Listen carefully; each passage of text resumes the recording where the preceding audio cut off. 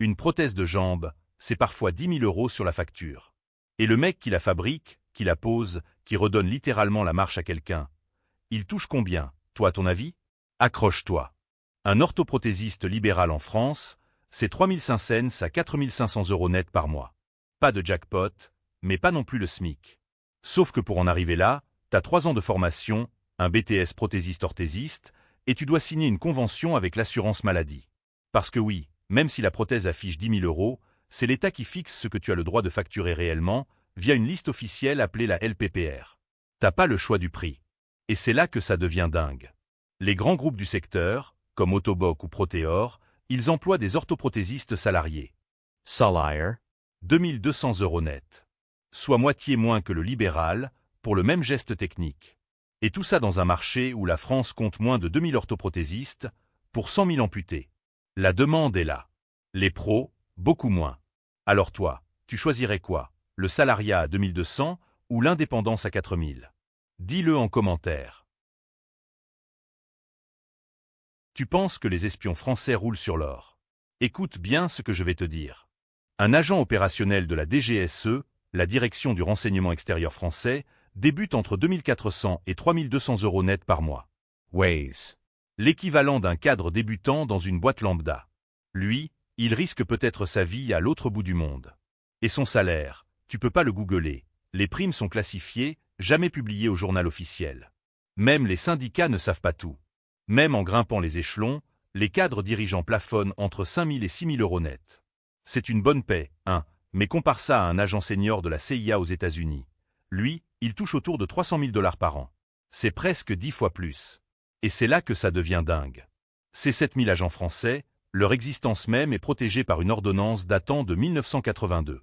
Anonymat total, garanti par la loi. Tu peux croiser un espion de la DGSE dans le métro, dans ton école, dans ton bureau, et tu le sauras jamais. Ils entrent via des concours classiques de la fonction publique ou recrutés directement dans les grandes écoles. Pas de candidature secrète, juste un regard discret posé sur toi. Alors je te pose la question, toi, tu accepterais ce boulot pour ce salaire-là? 100 000 € de chiffre d'affaires par an. C'est ce que génère un chauffeur de taxi parisien indépendant en moyenne. Un chiffre qui claque. Mais attends, parce que c'est là que la réalité te prend une gifle. Une fois que tu retires la licence, le carburant, les assurances, l'entretien du véhicule, les cotisations sociales. Il reste quoi? Entre 2000 et 2800 € net par mois. Sur 100 000 bruts. Ce mec travaille autant qu'un cadre, il prend des risques d'entrepreneur, et il ramène à la maison le salaire d'un employé. Mais le vrai scandale, il est ailleurs. Avant 2014, avant qu'Uber débarque, la licence de taxi parisienne valait jusqu'à 240 000 €. Des familles entières l'achetaient à crédit, la transmettaient de père en fils, c'était un patrimoine. Aujourd'hui, cette même licence vaut moins de 30 000 €. Et c'est là que ça devient dingue. Les VTC ont capté 40% du marché en 10 ans. Résultat, la profession a perdu plus de 2 milliards € de valeur patrimoniale. 2 milliards. Evapors. Pendant ce temps, le chauffeur Uber qui fait exactement les mêmes heures sur les mêmes routes touche entre 1400 et 1800 € net, sans avoir déboursé un centime de licence. Deux modèles, les mêmes rues, des destins financiers radicalement différents. Alors je te pose la question, toi, tu ferais ce métier pour ça? 2 800 € net par mois. C'est ce que touche un professeur des universités en France au début de sa carrière. Le grade le plus élevé de tout l'enseignement supérieur public. Et pour y arriver, t'as dû traverser un doctorat, un ou deux post-doctorats, une qualification nationale. Soit facilement 35 à 40 ans avant le premier vrai salaire. 10 ans de galère après le bac, juste pour décrocher un poste. Alors ouais, 2 800 €, ça fait mal. Et en fin de carrière, après 30 ans de publi, de labo, de conférences internationales, on culmine à 4 500 € net. Maximum. Et c'est là que ça devient dingue. En Allemagne, un équivalent démarre à 6 000 € net. En Suisse, à 9 000. La Suisse, c'est plus du double pour le même boulot, le même niveau, la même expertise. Mais le truc le plus fou, en France, un prof de classe prépa bien placé dans la grille peut gagner plus qu'un PU, sans diriger de labo, sans publier une seule ligne. Résultat, chaque année, des dizaines des meilleurs chercheurs français prennent leurs valises et ne reviennent pas. Et toi, tu ferais 40 ans d'études pour 2 800 € au bout? Dis-moi en commentaire. 1 750 € net par mois. C'est ce que touche un pompier professionnel en début de carrière en France. Pas en stage, pas en apprentissage. En poste, diplômé, opérationnel. Celui qui rentre dans le bâtiment en feu pendant que toi tu sors en courant. Pour mettre ça en perspective, c'est 1,2 fois le SMIC. Soit moins qu'un technicien de maintenance en grande surface.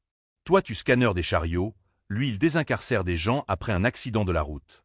Même niveau de paie. Maintenant les conditions. Il travaille en cycle de 24 heures de garde, suivi de 48 heures de repos. Sur l'année, ça fait environ 2160 heures travaillées. Les 35 heures légales, c'est 1607 heures. Il dépasse ça de plus de 500 heures chaque année. Et dans ce salaire, 25% viennent des primes de feu. Retire-les, et le chiffre devient vraiment inconfortable à regarder. Et c'est là que ça devient dingue. Après 15 ans de carrière, d'incendie, d'intervention SMUR, de nuit sans dormir, il atteint 2400 € net. 15 ans pour gagner 650 € de plus qu'au départ. La retraite? À 57 ans. Avec des cotes si les conditions ne sont pas remplies. Alors je te pose la question directement. Toi, tu ferais ce métier pour ce salaire-là? Un acte chirurgical facturé 800 €. Tu sais ce que le vétérinaire empoche vraiment? 240 €. Peut-être 280 les bons jours. Parce que les charges d'une clinique, c'est entre 60 et 70% du chiffre d'affaires. Tout de suite, ça change la photo. On parle d'un mec ou d'une meuf qui a survécu à 6 ou 7 ans d'études dans l'une des 4 écoles vétérinaires françaises, parmi les plus sélectives d'Europe. Des concours qui éliminent plus de 90% des candidats. Et au bout, une moyenne de 4200 € net par mois. C'est pas ridicule, ok. Mais compare. Un infirmier libéral, après des études 2 fois plus courtes, gagne environ 3600 € net. L'écart? 600 €. Pour 5 ans d'études supplémentaires. En heure de SMIC, tu bosses des années pour récupérer ça. Et c'est là que ça devient dingue. Les vétérinaires ruraux, ceux qui se lèvent à 3 heures du mat pour aller véler une vache sous la pluie, qui bossent les nuits, les week-ends, les jours fériés pour des élevages. Ils gagnent 30% de moins que leurs confrères en clinique urbaine pour chiens et chats. Moins bien payés. Plus de contraintes. Plus de gardes. Résultat, des déserts vétérinaires qui s'étendent dans les campagnes françaises. Alors je te pose la question. Toi, tu ferais ce métier pour ces chiffres-là? Il produit 1000 tonnes de viande par an. Et il gagne moins que le SMIC à l'heure.